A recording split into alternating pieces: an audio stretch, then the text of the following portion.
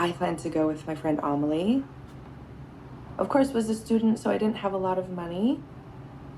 We knew it was really expensive, and so we're just kind of figuring out, all right, where are we gonna stay? Are there hostels or hotels? And Amelie brought up this thing that I had never heard of called Couchsurfing. Back then, in 2013, it was kind of just becoming a big thing. Staying in people's homes for free is the concept. Couchsurfing is the website. The concept of Couchsurfing, it was very similar to Airbnb, but without the cost. Couchsurfing is like a trust network is really what it is. I mean, you're trying as a couchsurfer to say, hey, I'm trustworthy, come stay at my house, or I'm trustworthy, can I stay with you? They make it really easy on one platform to connect with people from all over the world. I think the essence of it is it's really a backstage pass to the world. And so the core activity of couchsurfing is just kind of what it says. It's staying on somebody else's couch. But you're not paying people for it. Correct. Yeah, you don't pay. When I first joined the team at Couchsurfing in 2006, it was all volunteer donation based. I was running the Contact Us team, which is basically the team that handles all member questions. We felt we were making the world a smaller place, one couch at a time. Sounds cheesy, but we loved it. I launched it, and then 6,000 people signed up the first year, and then 50,000 people, and 100,000 people, and all of a sudden we had 1 million people before I knew it. It brought people closer together. It brought different cultures closer together. It was really, really exciting times.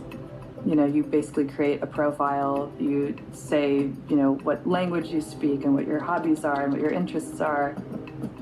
And then you kind of reach out to these hosts and see if you can stay with them.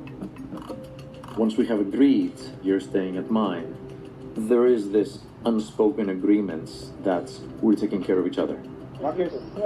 So there is this mutual agreement of trust. Today's video is about the documentary Bad Host, Hunting the Couchsurfing Predator. This is a cautionary tale, predator versus prey. Before we get into it, I am Tracy Ann Doss, and this is my channel. This video is for entertainment purposes only, to share opinions and discuss documentaries and topics around them. Dino Maglio, aka Leonardo, was a police officer from a small town called Padua, outside of Venice, Italy. Dino enjoyed hosting young, beautiful women through Couchsurfing.com. The platform connects travelers who desire a free place to stay worldwide. This documentary tells a story from different women and their journey to finding the truth as to what happened to them. So, first I want to talk a little bit about Couchsurfing. It's very appealing to young travelers because it was free. It started 2003. I actually heard about it from a girlfriend in 2006 who was very interested in traveling everywhere, but was on a little bit of a budget. So when I first heard about it, I thought it was a bit odd. I mean, who's going to host you for free? What do they get out of it? I understand what the travelers get out of it, but it also seems a little sketchy. But the review aspect of the website helped vet the people. There was over 11 million subscribers to this website, and so a lot of people trusted it. The reviews would talk about their stay and the host, and people felt safe. So we're going to first start talking about Anna. She and a friend, Amelia, used the Couchsurfing app to go to stay at Venice, Italy, but she couldn't find any availability during that time frame. So what she did was she put a message out, and Leonardo answered the message and said, yeah, come stay with me, we'll have a good time, we'll make you dinner, and I'll show you the town. And it's not very far from Venice. It's about 40 miles outside of Venice. So Anna and her friend, after reading the profile and seeing over 200 great reviews, decided that they would come stay with Leonardo, and he was also a police officer, which gave them some comfort. So as Anna's story progresses, and she tells the story in the documentary, even though she was a little unsure and uneasy at first, she just thought, maybe he's a little odd. Italians are very touchy-feely. Maybe she was just reading it wrong and there was nothing wrong. But it wasn't until that evening, after being plied with lots of homemade red wine, she was feeling a little dizzy and unwell, and she was ready for bed when Leonardo said, "No, come stay in my room. You can come stay in my bed." And she was like, "Absolutely not." And after that, everything got very fuzzy. She ended up in Rome the next day with her girlfriend, not remembering anything at all from the travel to Rome the night before. And even though she felt something went wrong, she just kind of put it in the back of her brain and decided not to go there. So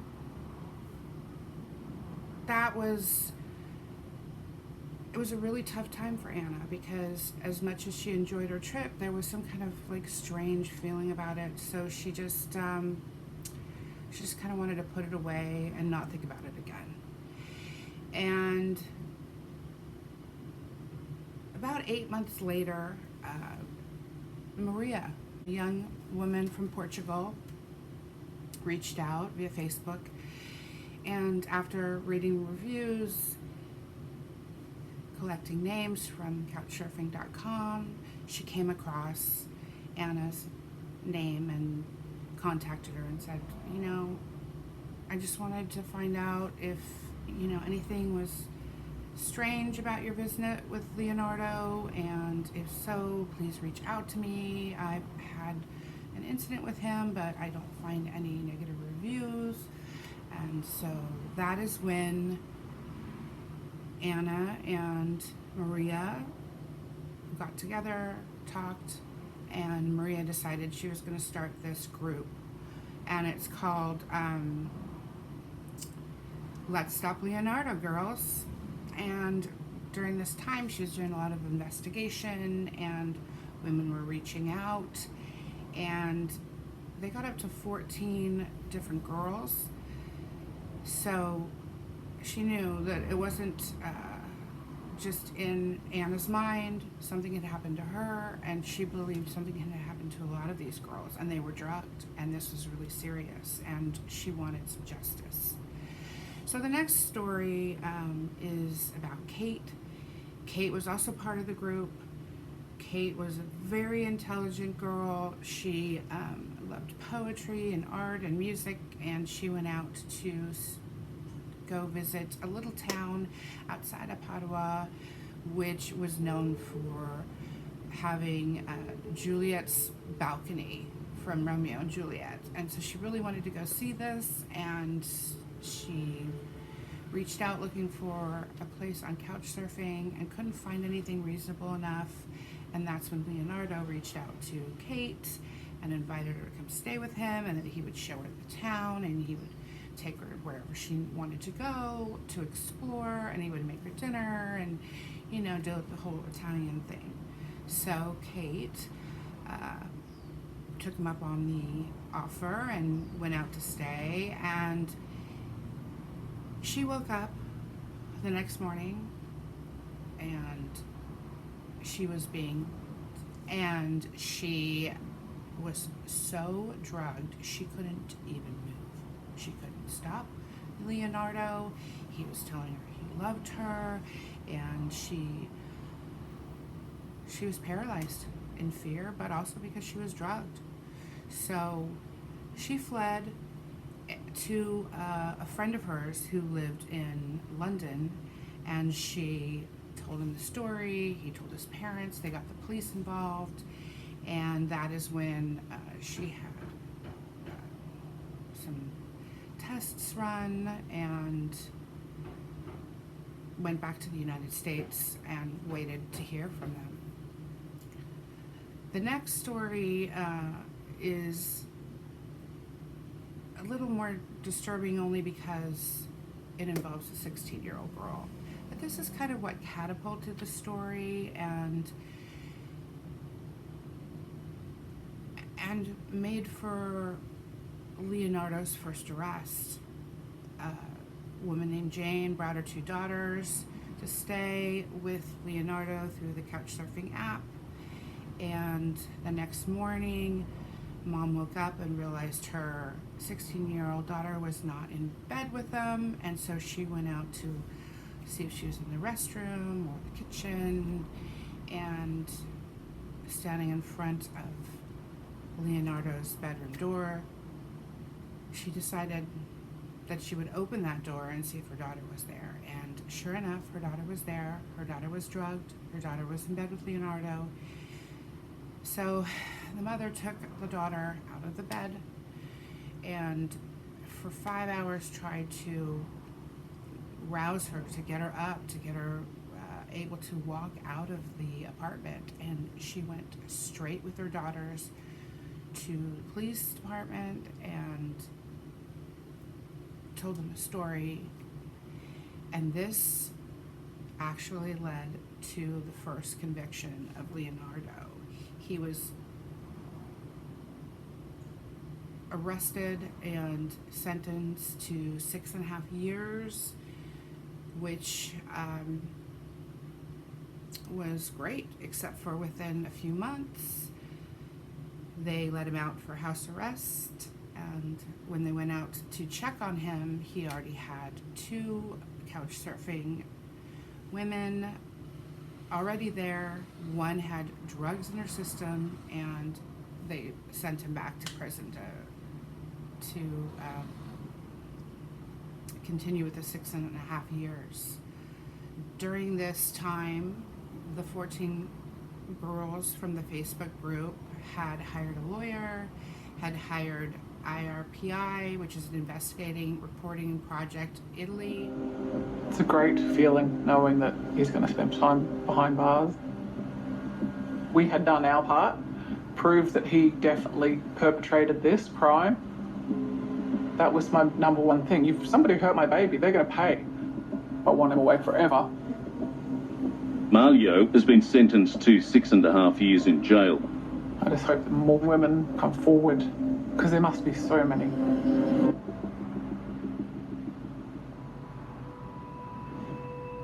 Mario was sent to the military prison, and as he was still a member of the Italian Carabinieri, the military police, that's where he had to be sent. These reporters collected as much information as they could. They hired a lawyer and they took this case to court, and they were able to get all 14 girls out to Italy to testify against Leonardo. In Leonardo's first case with the 16-year-old, he was he went ahead with the story that it was consensual and that yes, she was drugged, but she was drugged with her knowledge, and they partied together and all of this. And so knowing that that didn't work very well for him, the next court case, he decided to say, this is a conspiracy. I don't know these women that way. I never did anything but be a gracious host. I didn't drug any of them. Well, with 14 women saying that you did, and a previous sentence of 6.5 years for a 16-year-old girl, they didn't believe him, and they threw the book at him. And Leonardo was found guilty in 2019. Signor giudice, non ci sono prove. Despite the fact that so many women from all over the world coming to testify against him in a court, no, even that pushed him to admit his crime. No any sign of regret.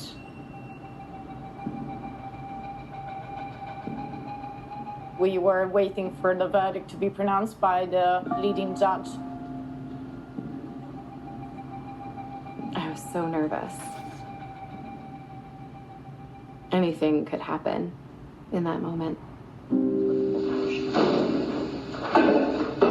nome del popolo italiano e del Tribunale Collegiale di Padova. Si dichiara Maglio Dino colpevole di non essere. Condanna alla pena di anni 12 e 28 di reclusione in aumento, così complessivamente esaminando la pena. The women start asking us, so what happened? How many years did he get convicted? And we said, yes, it's 12 years and 8 months conviction.